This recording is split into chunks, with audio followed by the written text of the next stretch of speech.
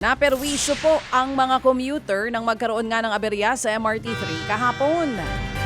Napilitang maglakad ang mga commuter sa pagitan po yan ng Buendia at Guadalupe Station. Humaba rin ang pila sa mga istasyon.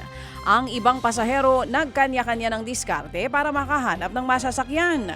Sa isang ulat, humingi po ng tawad ang maintenance service provider ng MRT3 na Sumitomo Corporation pati ang partner na TES Philippines. Iniimbestigahan na daw nila ang naging sanhi ng aberya. Pinagpapaliwanag din ni Transport Secretary Banoy Lopez si MRT3 General Manager Michael Kapati. Kaugnay nga po sa nangyaring aberya. Nasabat naman po ang mga expired daw na produkto sa isang bodega sa Quiapo sa Maynila. Kabilang po sa nasabat ng Manila Police District o MPD ang mga instant noodles, mga juice, mga palaman at maraming iba pa. May mga pabango din daw pong kasama. Ayon nga po sa mga pulis. Ilan sa mga produkto, mga kapatid, 1 taon na pong expired, yun lang. Pinapalitan lang daw ng expiry date na nakalagay sa mga produkto gamit po ang isang gadget. Inaresto po ang 2 tindera at 3 lalaking kasabwat daw sa pagpapalit ng nakalagay na expiry date. Mahaharap po sila sa mga reklamong paglabag sa Consumer Act of the Philippines at Food Safety Act. Saan nila nakuha yun? Hindi ba? Yung mga expired na saan? Sa iba pang balita, arestado pong isang lalaking nang molestya daw ng sariling pamangkin. Diyan naman po yan sa Quezon City.